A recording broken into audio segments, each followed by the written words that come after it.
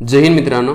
तर भारताच्या भूगोलामधील आता आपण महत्त्वाचे मुद्दे बघत आहोत जे परीक्षाभिमुख आहेत ते पॉइंट्स कव्हर करण्याचा प्रयत्न करत आहे. तर या लेक्चरमध्ये आपण भारतामधील बघा किनारी मैदानी प्रदेश जो आहे या किनारी मैदानी प्रदेशाच्या बाबतीमध्ये थोडक्यात माहिती बघायची आहे. बघा आता किनारी मैदानी प्रदेश म्हणजे इकडच्या साईडला बघितला तर अरबी समुद्र आहे आणि इकडच्या साईडला आहे ते बंगालचा उपमहासागर आहे. ही जी दिशा आहे ती पश्चिम दिशा आहे, ही दिशा आहे ती पूर्व दिशा आहे.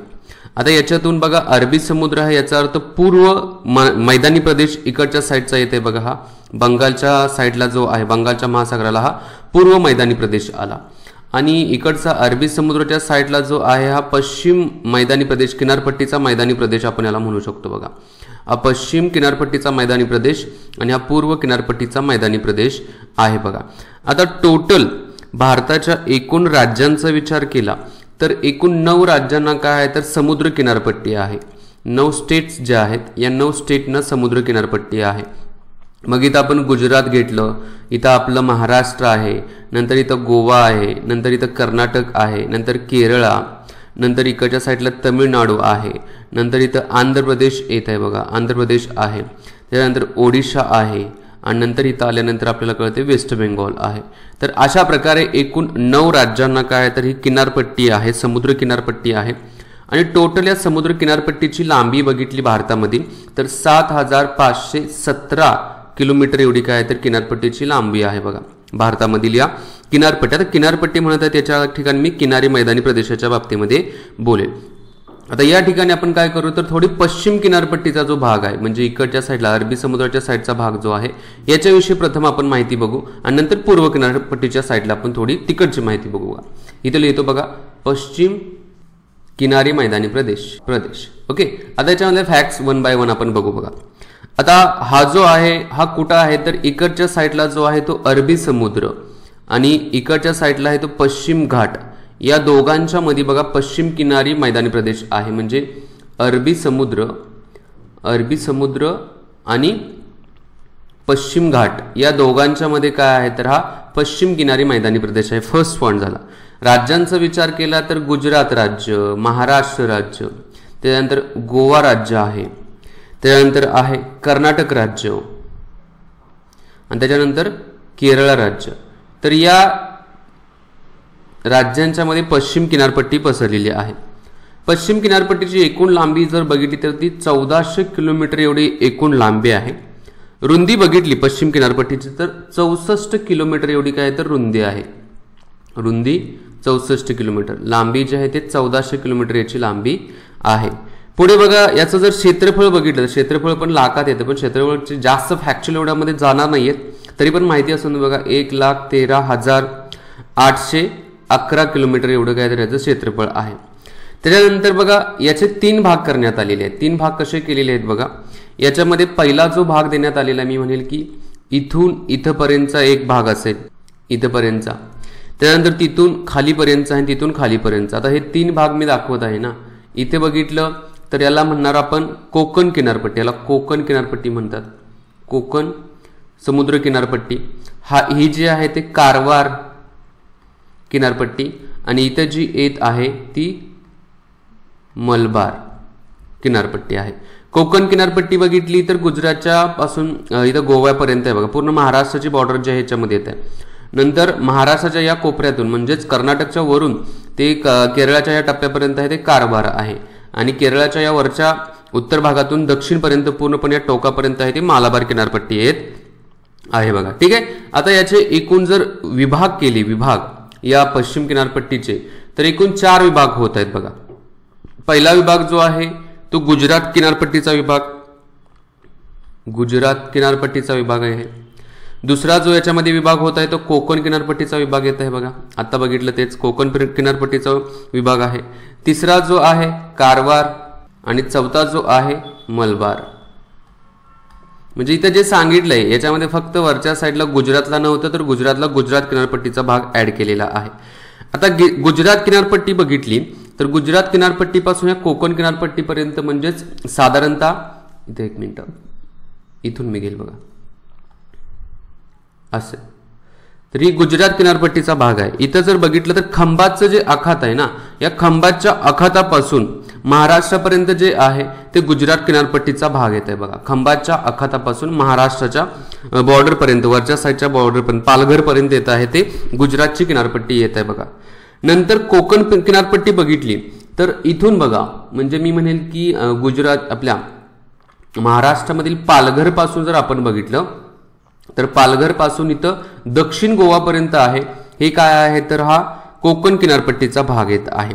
नंतर कर्नाटक किनारपट्टीचा भाग बघितला तर तो कुठून येत आहे तर इथून गोव्याच्या दक्षिणेकडून तो इथपर्यंत, म्हणजे मंगलोर जे आहे ना, मंगलोर पर्यंत कर्नाटकच्या तिथपर्यंत आहे ते कारवार किनारपट्टी आहे. आणि या मंगलोर पासून बघा, या मंगलोर पासून खालीपर्यंत अप टू द मी म्हणेल की इथं कन्याकुमारी पर्यंत काय आहे तर या ठिकाणी आहे ते मलबार किनारपट्टी आहे. तर अशा प्रकारच्या ह्या किनारपट्टी झालेल्या आहेत बघा, हे तो व्यवस्थित समजलेल्या आहेत. हे पश्चिम किनारपट्टीच्या बाबतीमध्ये झालं. आता जर आपण पूर्व किनारपट्टी बघितली तर इथून इथपर्यंत पूर्व किनारपट्टी आहे. आता याच्यामध्ये पश्चिम बंगाल, ओडिशा, आंध्र प्रदेश, तमिळनाडू हे काय आहे तर पूर्व किनारपट्टीमध्ये येत आहे. पूर्व किनारपट्टी जी आहे ती पसरट आहे बघा, पसरट प्रकारची काय तर पूर्व किनारपट्टी आहे. ही थोडी जास्त पसरट नाही, पण ही जास्त पूर्व किनारपट्टी काय तर पसरट आहे. पसरट याचा अर्थ काय की जे अशी रुंदी आहे याची पूर्व किनारपट्टीची, ही पश्चिम किनारपट्टीपेक्षा काय आहे तर जास्त रुंदी आहे. ठीक आहे. बाकी इकडचा जो व्यवसाय आहे मासेमारी हाच इथला काय तर मेन व्यवसाय आहे बघा. आणि अशा प्रकारचं क्लासिफिकेशन इकडच्या काय पूर्व किनारपट्टीचं करण्यात आलेलं नाहीये. आता आपल्याला महत्वाचं याच्या पुढचं बघायचं आहे ते आहे महत्वाची जी बेटं आहेत बघा, भारतामधील जी बेटं आहेत त्यांच्याविषयी थोडक्यात आढावा आपल्याला बघायचा बघा. आता आपण ह्याच नकाशाच्या आधारावरती बघा बेटांच्या बाबतीमध्ये माहिती बघू. इकडे जर आपण अरबी समुद्र बघितला, अरबी समुद्र, तर अरबी समुद्रामधील महत्वाची बेटे कोणते कोणते आहेत बघा. अरबी समुद्रामध्ये आपल्याला माहिती आहे लक्षद्वीप आहे, लक्षद्वीप हे बेट आहे. आता हे लक्षद्वीप बेट आहे, बेट म्हणजे बेटांचा समूह आहे बघा. आता लक्षद्वीपमध्ये एकूण 27 बेटांचा समूह आहे, 27 बेटांचा समूह आहे. आता ह्या बेटांच्या समूहामधील जरी 27 जरी असले तरी 11 बेटांवरती बघा मानव वस्ती आहे बघा. मानव वस्ती जी आहे 11 बेटांच्या वरती आहे. ओके. नंतर याचं जे क्षेत्रफळ जे आहे ते क्षेत्रफळ किती आहे तर 32 किलोमीटरचा वर्ग एवढं याचं काय तर क्षेत्रफळ देण्यात आलेलं आहे. मिनिकॉय बेट जे आहे, आता मिनिकॉय बेट जे आहे ते इतर बेटांच्या पासून 9 डिग्री चॅनलनं काय झालं तर वेगळं झालेलं आहे. थोडं मी बेटांचा जर नकाशा काढला बघा इथं, तर हे पहिलं जे बेट आहे इथं पेन चेंज करतो, हे अमीन दिवी आहे.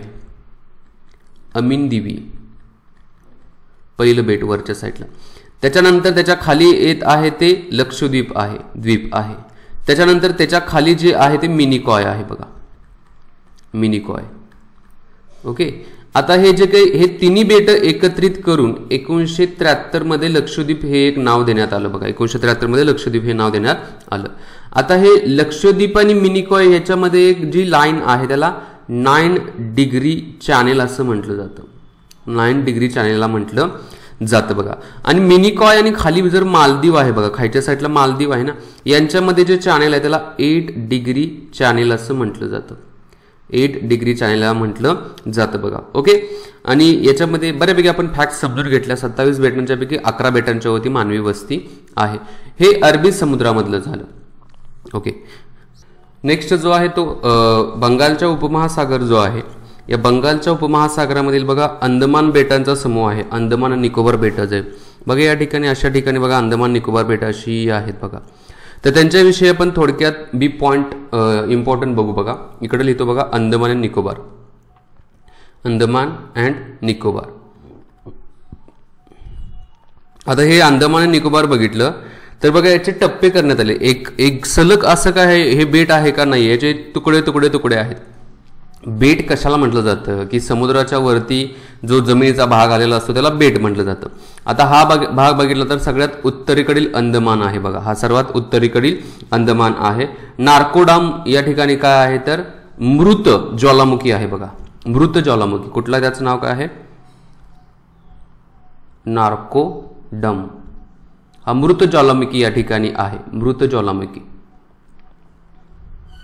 मृत ज्वालामुखी काय म्हणजे खूप वर्षानंतर या ठिकाणी ज्वालामुखीचा उद्रेक होतो, त्याला मृत ज्वालामुखी म्हणतो. त्याच्यानंतरचा एक तुकडा आहे भाग जो आहे त्याला मध्य अंदमान म्हटलं जातं, मध्य अंदमान म्हटलं जातं. शॉर्ट फॉर्म मध्ये लिहितोय बघ, तुम्हाला लक्षात येईल ते. आणि इथं बॅरेन बेट आहे बघा, बॅरेन आयलँड पण होतो ना, बॅरेन आयलँड.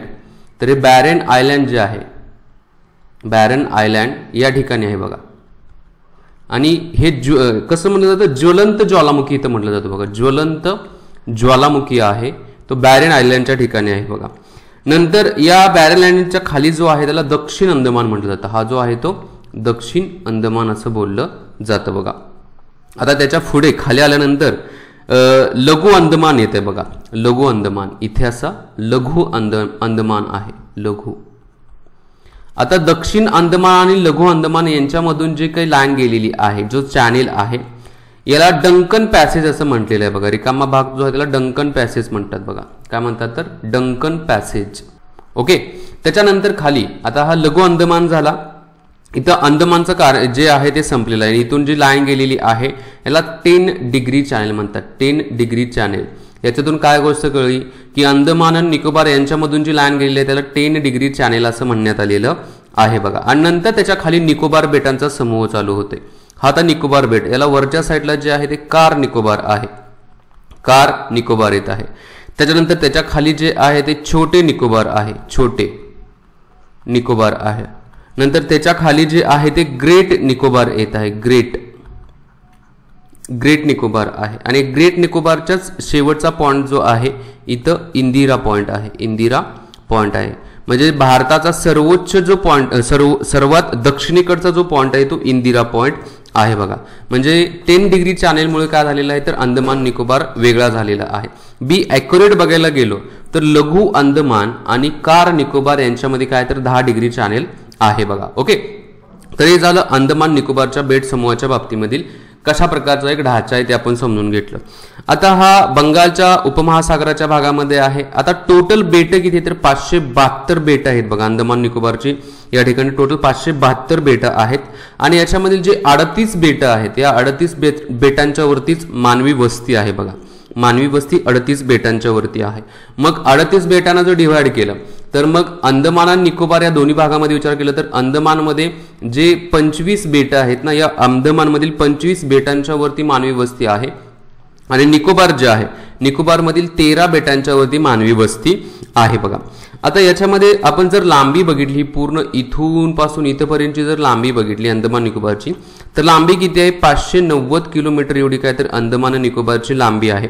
आणि आपण याची रुंदी बघितली तर 58 किलोमीटर एवढी काय तर याची रुंदी आहे बघा अंदमान आणि निकोबार बेटाची. आता हे जर अशी लांबी आहे याचा अर्थ कसा आहे तर उत्तर दक्षिण हे अंदमान आणि निकोबार बेट जे आहे ते पसरलेलं आहे बघा. ओके. आता इथनं भारताची जी भूसीमा आहे या भारताच्या भूसीमेपासून यांची लांबी जी आहे अंदमान निकोबारची बेट आहेत ना ही, तर या बेटांची एकूण लांबी किती आहे तिथून भूसीमेपासून 1220 किलोमीटर एवढं डिस्टन्स आहे भारताच्या मुख्य भूसीमेपासून अंदमान आणि निकोबार यांचे बघा.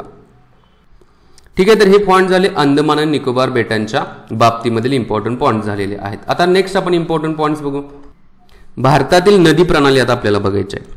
आता भारतातील नदी प्रणाली बघत असताना आपल्याला काय करायचं आहे की आपल्याला माहिती आहे की हिमालयामध्ये काही नद्या उगम पावतात, काही नद्या द्विकल्पीय पठारावरती उगम पावत आहेत. मग नदी प्रणाली, भारतीय नदी प्रणाली याच्यामध्ये एका साईडला हिमालयीन नद्या आहेत, एच फक्त लिहितो, आणि एका साईडला द्विकल्पीय आहेत. ओके. म्हणजेच कॉन्टिनेंटल आपण म्हणतो किंवा सब कॉन्टिनेंटल आहेत. मराठीमध्ये आपण म्हटल्यास द्विकल्पीय आणि इकडं हिमालयीय नद्या प्रणालीच्या बाबतीमध्ये आहे. हिमालय नद्या आहेत याच्यामध्ये बघा अरबी समुद्राला जाऊन मिळणाऱ्या नद्या आणि बंगालच्या उपमहासागराला जाऊन मिळणाऱ्या नद्या. इकडे बघितलं तर इकडं पण अरबी समुद्राला जाऊन मिळणाऱ्या नद्या आणि इकडं बंगालच्या उपमहासागराला जाऊन मिळणाऱ्या नद्या. आता अरबी समुद्राला जाऊन मिळणाऱ्या नद्या घेतल्या तर कुठल्या कुठल्या नद्या आहेत बघा. हिंदी ह्याच्याकडून बघा सुरुवात होतं ना, सिंधू नदीपासून होते बघा. सिंधू नदी आहे, नंतर लुनी नदी आहे, त्याच्यानंतर साबरमती नदी आहे, साबरमती नदी आहे, त्याच्यानंतर माही किंवा मही नदी म्हणतात, त्याच्यानंतर नर्मदा आणि नंतर तापी नदी आहे. ओके. आणि बंगालच्या उपमहासागराला मिळणाऱ्या गंगा आणि तिच्या उपनद्या ब्रह्मपुत्रा नदी. ओके, इकडे आलो अरबी समुद्राला मिळणाऱ्या सर्व पश्चिम किनारपट्टीच्या नद्या जे येत आहेत बघा, द्विकल्पीय पठार म्हणजे आपल्या ज्या छोट्या नद्या आहेत ना बघा, आपण मांडवी, शरावती वगैरे बघितल्या होत्या ह्या नद्या. तर पश्चिम किनारपट्टीच्या सर्व नद्या, त्याच्यानंतर मांडवी नदी गोव्यामध्ये आहे बघा, मांडवी नदी, नंतर आहे शरावती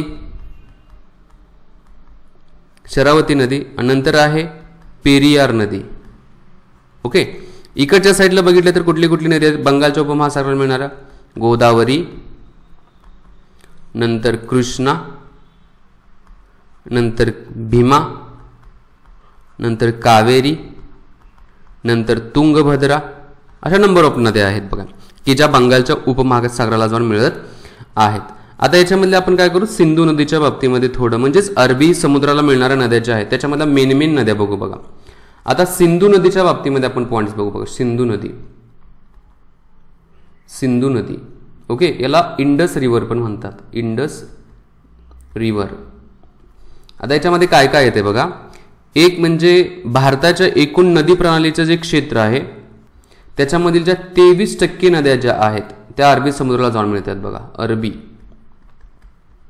समुद्रास मिळतात. सिंधू नदीच्याच बाबतीमध्ये मी बोललो नाही तर सर्व ज्या अरबी समुद्राला मिळणाऱ्या नद्या आहेत, एकूण क्षेत्राच्या 23% क्षेत्र अरबी समुद्राला जाऊन मिळणाऱ्या नद्यांच्या बाबतीमध्ये मी सांगितलं. हा एक थोडा स्टार पॉईंट मी लिहितो. आता बघा आपण सिंधू नदीचा विचार केला तर सिंधू नदीचा उगम कुठं झालेला आहे तर मानस सरोवर जवळ बघा, कैलास पर्वत जो आहे, कैलास पर्वत या ठिकाणी सिंधू नदीचा उगम झालेला आहे. दुसरा पॉइंट, सिंधू नदीची एकूण लांबी 2880 किलोमीटर आहे, टोटल लांबी आहे. आणि जर आपण भारतातील लांबी बघितली तर 709 किलोमीटर एवढी काय तर लांबी आहे इंडियामधील सिंधू नदीची.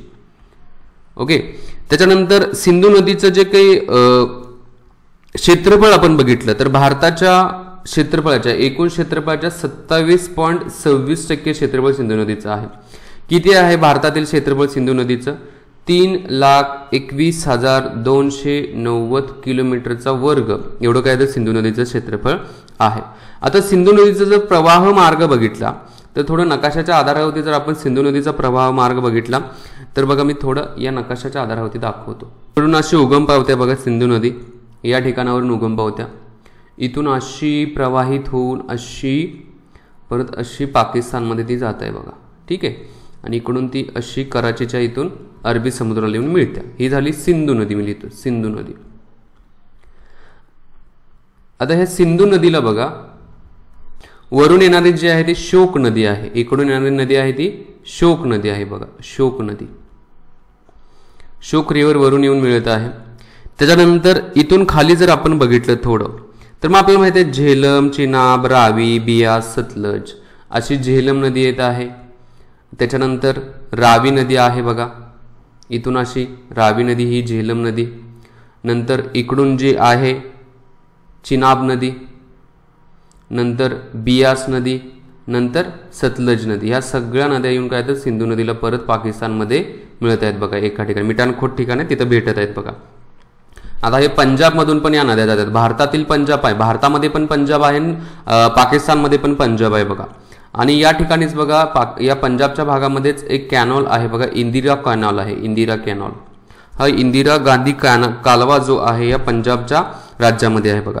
आता भारताचं जर एकूण क्षेत्रफळ बघितलं तर एकूण क्षेत्रफळाच्या 9.8% क्षेत्रफळ सिंधू नदीनं व्यापलेलं आहे बघा, 9.8% क्षेत्रफळ सिंधू नदीनं व्यापलेलं आहे भारताच्या एकूण क्षेत्रफळाच्या दृष्टिकोनातून बोलत आहे बघा मी. आणि इथं जे एकूण नद्यांच्या क्षेत्रफळातील एवढं असं व्यापलेलं आहे बघा सिंधू नदीच्या मार्फत. ठीक आहे, पुढे या, पुढे काय पॉईंट झाले ते आपण बघत जाऊ बघा. आता सिंधू नदीच्या बाबतीमध्ये आपण बऱ्यापैकी आढावा बघितला. आता सिंधू नदीच्या उत्तरेच्या साईडला काय आहे तर काराकोरमची रांग आहे बघा. इथं जर आपण आहे तोच नकाशा जर मी इथं घेतला तर सिंधू नदी आहे, ही मी सिंधू नदी अशी दाखवेल बघा, ही सिंधू नदी आहे असं म्हणेल. तर सिंधू नदीच्या उत्तरेच्या साईडला आहे काराकोरम रांग, उत्तरेला आहे काराकोरमची रांग, पूर्वेला आहे हिमालय, हिमालय आहे पूर्वेला. नंतर दक्षिणेला बघितलं तर सुलेमान पर्वत आहे बघा, सुलेमान पर्वत, सुलेमान पर्वत हा दक्षिणेला आहे बघा. त्याचबरोबर इकडच्या साईडला बघितलं तर सिंधू नदी इकडून खाली अशीच येते, म्हणजे इकडे अरबी समुद्र पण आहे, अरबी समुद्र आहे. ठीक आहे, हे झालं सिंधू नदीच्या बाबतीमध्ये. आता राज्यांच्या बाबतीमध्ये बघितला तर किती राज्यांच्या मध्ये सिंधू नदीचा विस्तार दिसत आहे, तर एक म्हणजे जम्मू आणि काश्मीरमध्ये आहे, दुसरा जो आहे पंजाब राज्य येत आहे, त्याच्यानंतर तिसरं जे आहे हिमाचल प्रदेश आहे, नंतर चंडीगड येत आहे बघा चंडीगड, त्याच्यानंतर आहे पंजाब, राजस्थान येत आहे बघा राजस्थान पण मध्ये काय पसरलेलं तर हे पसरलेलं आहे. तर अशा प्रकारे काय आहे तर एकूण राज्यांचा विचार केला तर 5 राज्य आहेत बघा, जम्मू काश्मीर, पंजाब, हिमाचल प्रदेश, चंडीगड, राजस्थान आणि हरियाणा. तर या 5 राज्यांच्या मध्ये एका केंद्रशासित प्रदेशांच्या मध्ये पसरलेले. सगळ्यात जास्त बघितलं राजकीय विस्ताराच्या बाबतीमध्ये सिंधू नदी कुठे आहे तर जम्मू काश्मीरच्या भागामध्ये आहे. 2 नंबरला मी म्हणलो तर हिमाचल प्रदेश आहे आणि 3 नंबरला आहे तो पंजाब आहे बघा. या भागामध्ये सिंधू नदीचा भाग पसरलेला आहे. आता सिंधू नदीच्या उपनद्या बघितल्या. आता सिंधू नदी अशी वाहते, वरून येणारी जी उपनदी आहे तिला उजवीकडून येणारी, उत्तरेकडून आपण म्हणणार त्याला, आता उत्तरेकडून येणारी जी नदी आहे कुठल्या आहेत बघा, शोक नदी आहे वरून येणारी सिंधूला भेटणारी, त्याचबरोबर गिलगिट नदी आहे गिलगिट, त्याच्यानंतर जे आहे ते शिंगार नदी आहे बघा, शिंगार ही नदी येत आहे. ओके, या वरून येणाऱ्या नद्या आहेत बघा, मी असं फक्त दाखवलं. आणि ज्या खालून येणाऱ्या दक्षिणेकडून सिंधू नदीला येणाऱ्या नद्या मग आपल्याला माहिती आहे झास्कर नदी, झास्कर, नंतर झेलम, चिनाब, रावी, बियास, सतलुज. तर या पण नद्या काय तर वरून खाली इकडच्या साईडला येऊन सिंधू नदीला भेटणाऱ्या, खालून वरती जाणाऱ्या आहेत सिंधू नदीला ह्या भेटणाऱ्या उपनद्या आहेत बघा. ठीक आहे, तर अशा प्रकारे सिंधू नदीच्या बाबतीमध्ये ही माहिती आपण बघितली. आता गंगा नदीच्या बाबतीमध्ये एक स्पेशल व्हिडिओ बनवलेला आहे, तर त्या गंगा नदीच्या बाबतीमध्ये त्या स्पेशल व्हिडिओ पण मी काय करेल याच्यानंतर मी लगेच तो अपलोड करेल, तो तुम्हाला भेटून जाईल बघा. म्हणजे त्याच्यामध्ये पण तुमची प्रॉपर रिव्हिजन होऊन जाईल बघा. ठीक आहे, बाकी इथे ज्या नद्या देण्यात आलेल्या आहेत, आता झेलम नदीच्या बाबतीमध्ये थोडं मी सांगेल बघा. झेलम नदी, आता ही जी झेलम नदी आहे तर झेलम नदीच्या बाबतीमध्ये म्हटलो तर ही काय आहे तर दक्षिणेकडून सिंधू नदीला येऊन भेटत आहे बघा. आता ही सिंधू नदी असेल तर दक्षिणेकडून भेटत आहे आणि या झेलम नदीची लांबी जी आहे ती 724 किलोमीटर लांबी आहे झेलम नदीची. भारतातील लांबी बघितली तर 450 किलोमीटर या झेलम नदीची लांबी भारतातून आहे बघा. आणि या नदीचं जे खोरं आहे या खोऱ्याची लांबी म्हणजे नदीच्या खोऱ्यांची लांबी जर विचारात घेतली तर 135 किलोमीटर पर्यंत नदीच्या खोऱ्याची लांबी आहे बघा. भारतातील लांबी 450 किलोमीटर आहे. आता झेलम आणि चिनाब ज्या नद्या आहेत बघा, या दोन्ही नद्यांचा संगम झालेला आहे. झेलम आणि चिनाब या नद्यांचा संगम झालेला आहे. हा संगम झालेल्या ठिकाण जो आहे ते जम्मू जवळ त्याचा संगम झालेला आहे बघा. जम्मू जवळ झेलम आणि चिनाब नद्यांचा संगम झालेला आहे. नंतर दुसरी जर चिनाब नदी आपण बघितली तर चिनाब नदी जी आहे याचा उगम जो आहे तो कुठे झाला तर बारालाचा या खिंडीजवळ हिमाचल प्रदेशमधील आहे बघा. आपण खिंडी बघितलीत ना, त्याच्यामध्ये हिमाचल प्रदेशमधील ही खिंड आहे. तर या ठिकाणी याचा उगम झालेला चिनाब नदीचा. एकूण लांबी याची बघितली तर 1180 किलोमीटर लांबी आहे आणि भारतातील लांबी बघितली तर याची 500 किलोमीटर भारतातील लांबी आहे बघा. आणि पाकिस्तान आणि भारतामध्ये ही वाहते, इंडिया आणि पाकिस्तानमध्ये ही नदी वाहते बघा. नंतर चिनाब नदी जी आहे सर्वात मोठी बघा, चिनाब नदी जी आहे ती सर्वात मोठी सिंधू नदीची काय तर उपनदी आहे. ठीक आहे, त्याच्यानंतर आहे रावी नदी. रावी नदी जी आहे याचा जो उगम झालेला आहे तो कुठं रोहतक या ठिकाणी झालेला आहे. हिमाचल प्रदेशमधील रोहतक या ठिकाणी याचा उगम झालेला या नदीचा रोहतकची खिंड आहे. याची लांबी जी आहे ती 725 किलोमीटर याची लांबी आहे बघा. भारत पाकिस्तान मधून ही नदी वाहते. रावी नदी जी आहे ती पीर पंजाल आणि धौलाधरच्या रांगेच्या दरम्यान राहते बघा. अशी पीर पंजाल रांग आहे, धौलाधरची रांग आहे, त्याच्यामधून ही रावी नदी वाहते बघा. आणि रावी नदी जी आहे याच्यानंतर खाली येत आहे ती बियास नदी आहे बघा. बियास नदी जी आहे ती बियास कुंड हिमाचल प्रदेशमधीलच आहे बघा. बियास कुंड या ठिकाणी या नदीचा उगम झालेला आहे. फक्त भारतातून वाहते बघा, इंडियामधूनच फक्त बियास नदी वाहते. बियास आणि सतलज नदी जी आहे, ही जी सतलज नदी या बियास नदीचा जो संगम झालेला आहे ना, हा संगम कुठे झालेला आहे तर हा झालेला आहे हरिके या ठिकाणी झालेला आहे बघा. हरिके हे ठिकाण कुठं आहे तर हरियाणामधील आहे, इंडियामध्येच आहे बघा. हरिके या ठिकाणी झालेला, हरिके म्हणजे हरियाणा आणि पंजाबच्या ठिकाणी येत आहे बघा हे. ठीक आहे, त्यानंतर सतलज नदी आहे. सतलज नदीच्या बाबतीमध्ये म्हटलं तर ही राकस सरोवर जे आहे, राकस सरोवर या ठिकाणी सतलज नदीचा उगम झालेला आहे. सतलज नदीची जर टोटल लांबी बघितली तर 1450 किलोमीटर याची टोटल लांबी आहे. इंडियामधील 1050 किलोमीटर सतलज नदीची लांबी आहे बघा. हिमाचल प्रदेश आणि पंजाब राज्यांच्या मधून ही वाहते बघा. सतलज नदी हिमाचल प्रदेश आणि भारतातील पंजाब राज्य जे आहे याच्यामधून ही सतलज नदी वाहते बघा. आणि सतलज आणि सिंधू नदीचा जो संगम झालेला आहे बघा, सतलज नदी मी असं म्हणेल, सिंधू नदीचा संगम जो आहे तो कुठे झालेला आहे तर मिठानकोट या ठिकाणी झालेला आहे. मिठानकोट या ठिकाणी या दोन नद्यांचा संगम झालेला आहे. ठीक आहे. तर अशा प्रकारच्या ह्या इम्पॉर्टंट नद्या होत्या, त्याच्या बाबतीमध्ये एक थोडक्यात आढावा मी सांगितलेला आहे. आता पुन्हा एकदा आपण भारताचा नकाशा घेतला, खाली इथे घेतो बघा, हा भारताचा नकाशा घेतला तर याच्यामध्ये काही बघा महत्वाची धरणं वगैरे देण्यात आलेली आहेत. म्हणजेच कोणत्या ठिकाणी कोणतं धरण वगैरे आहे तर ते तेवढं विचारलं जाऊ शकतं म्हणून माहिती असं म्हणून मी धरणं इथं सांगत आहे बघा. इकडच्या साईडला बघा मी जम्मू काश्मीरमधली कुठली कुठली धरणं आहेत रेडमध्ये लिहितो बघा. जम्मू काश्मीरमधले पहिलं धरण जे आहे सलाल धरण जे आहे चिनाब नदीवरती आहे बघा. सलाल कोणत्या नदीवरती आहे? चिनाब नदीवरती. चिनाब नदीवरती. त्याच्यानंतर दुसरं धरण याच्यामध्ये येत आहे दुलहस्ती. दुलहस्ती धरण जे आहे हे पण चिनाब नदीवरती दुलहस्ती धरण आहे. निमू बायंगो तिसरं निमू बायंगो हे धरण जे आहे ते कोणत्या नदीवरती आहे तर सिंधू नदीवरती आहे बघा. सिंधू नदीवरती हे धरण आहे. हे जम्मू काश्मीरमधली धरणं झाली. त्याच्यानंतर हिमाचल प्रदेश बघा, इथं हिमाचल प्रदेश आहे. हिमाचल प्रदेशसाठी बघा पेन चेंज करतो मी, इथं हिमाचल प्रदेश लिहितो. हिमाचल प्रदेशसाठी बघा कोणती कोणती धरणं येत आहे बघा. भाकरा नानगल विचारलं गेलेलं आहे बरं. भाकरा नानगल जे आहे ते धरण येत आहे बघा. कोणत्या नदीवरती आहे? सतलज नदीवरती आहे बघा. सतलज नदीवरती भाकरा नानगल आहे. दुसरं जे धरण येत आहे नाथ झास्करी. नाथ झास्करी हे धरण पण सतलज नदीवरतीच आहे. त्याच्यानंतर कोलडॅम. कोलडॅम जे धरण आहे हे पण सतलज नदीवरती आहे. ओके.